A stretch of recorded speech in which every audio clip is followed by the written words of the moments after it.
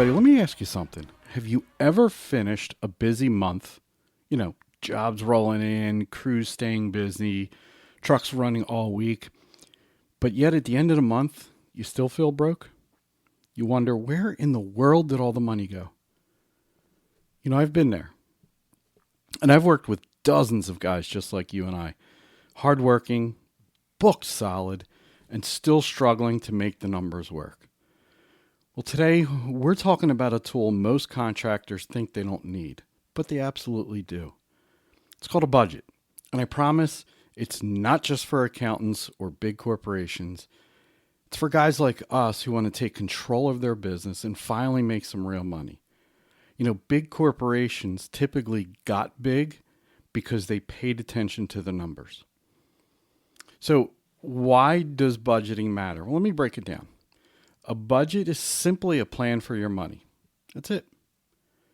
It's not a restriction. It's not a punishment. It's a tool that tells you where your money is going to go before the month begins instead of wondering where it went at the end of the month. You know, here's why it matters. You stop guessing. I mean, there's no more flying blind. You know exactly how much you can spend on materials, labor, gas, insurance before the month begins. You stop bleeding cash. You see what's draining you. And maybe you're spending $1,200 a month on tools, but only budgeting $300. That kind of tells you something, doesn't it? You wind up sleeping better because you're not hoping you have enough for payroll taxes, payroll, profit, your own pay. You'll know because it's all planned out. And the best part is the stress drops because you can then go in and say, you know what, if an emergency happens, I've got a plan.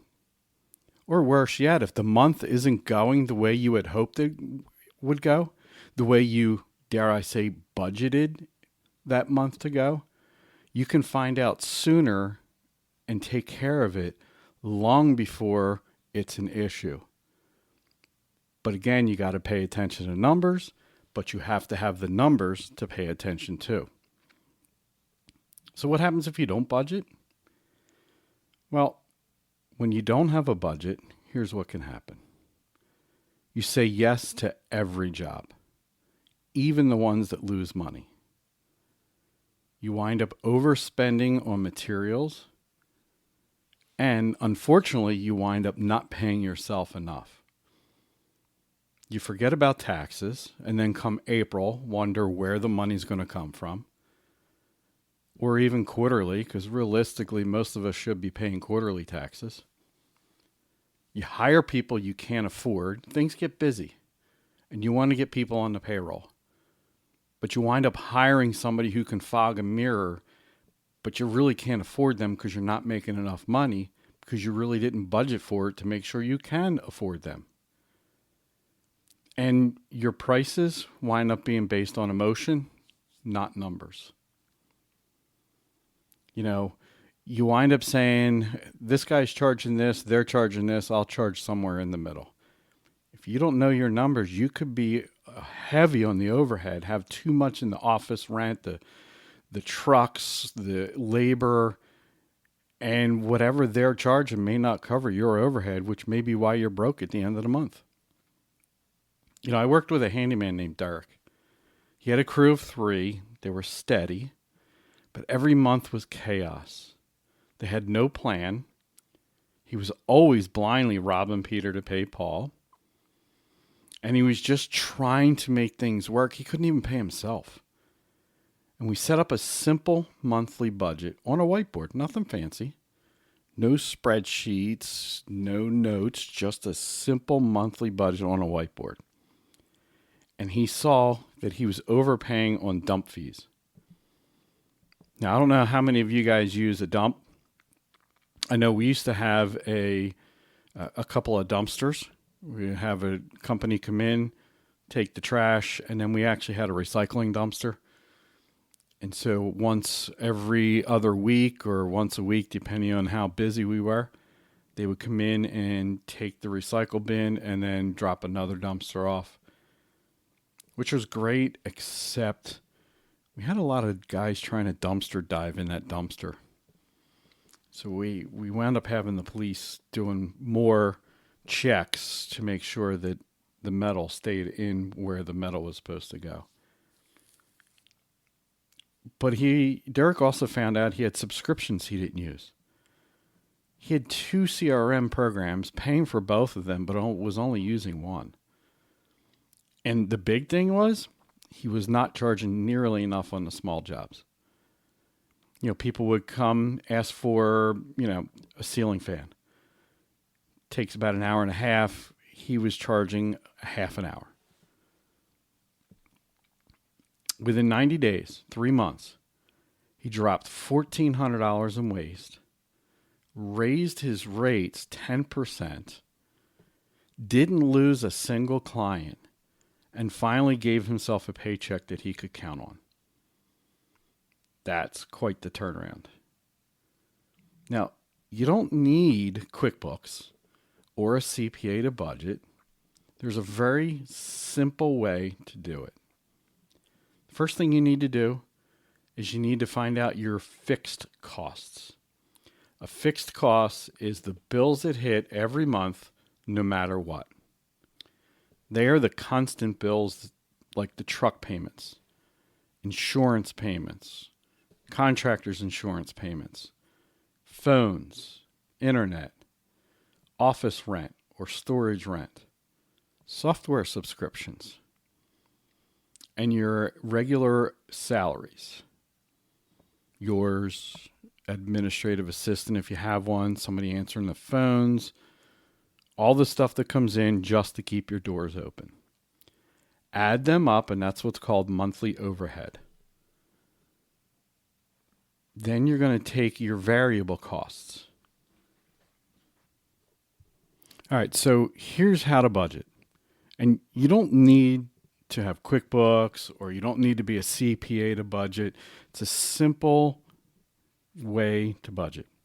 First thing you need to do is figure out your fixed costs. So now your question is, what's a fixed cost? These are bills that hit every month, no matter what. Your truck payments, your insurance, your office, your rent, storage, subscriptions for software, your office salaries, all those kinds of things, right? They are your fixed costs. That's called your overhead. Things that before you make a dime have to be paid. And then your variable costs. Now these changed based on the job, right? So these should be put into some of them, let me rephrase it. Some of them should be put into your costs as far as no. All right, once you have your fixed costs, now you need to know your variable costs. These change based on the job. These are your materials, your subcontractors, labor for the job, gasoline, dump fees, job supplies. You have to estimate what these are as a percentage of revenue. Maybe track them for the next month or two, maybe go back a couple months or go back from last year, this month, last year, and see what you paid in these areas. And it'll give you a better idea on moving forward. And then you need to figure out how to pay yourself. Don't forget the plan to pay the owner. Now, if you didn't get a chance to listen to or watch the Profit First podcast, I highly recommend you do that. Profit First will help you take a profit, pay yourself, and it gives you an algorithm. It gives you numbers. It gives you everything you need to do to be able to figure out based on what we call real revenue. Again, I'm not going to get into it here. Recommend you go look at that episode and figure what your real revenue is. And you're going to set aside your taxes, 15 to 20%. This way, every quarter, you could pay your estimated taxes. You're good to go. You've already got it saved, so that way you can just pay them, or yearly. If you pay yearly, come April or March, you'll be able to pay them. And then you're going to just use some simple categories, right? Set some dollar limits for each category based on what you've learned. Your materials, your labor, your fuel, your tools, your profit, your pay as the owner, taxes. And I recommend reviewing it weekly. The bigger you get, the more you may need to keep a rein on it. So you may need to do it, have numbers daily. But when you're first starting out, weekly is perfect.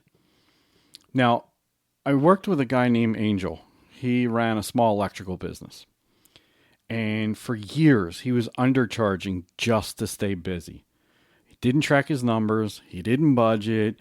He was making $180,000 in sales, but was taking home less than $35,000 a year. Now, we set up a budget for him, and he found that he was spending almost $2,000 a month at Home Depot without tracking it. So we created a job costing for each job, budgeted materials, hours, and a profit. And he started quoting better. He started turning away the lowballers.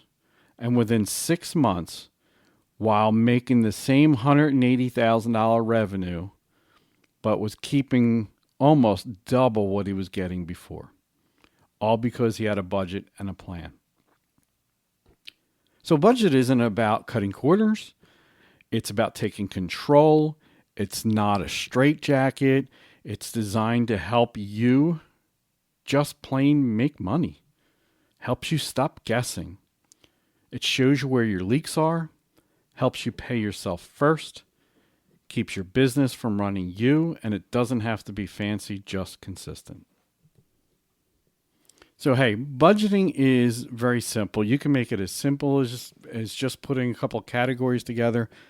You can make it, one of the budgets I've worked with had, about 14 tabs on Excel, and I don't know how many lines per tab. And it was a very detailed budget. But if you're ready to stop guessing, if you really want to grow, the only way to grow right is to know your numbers. And I want to invite you to join the Business Growth Made Simple.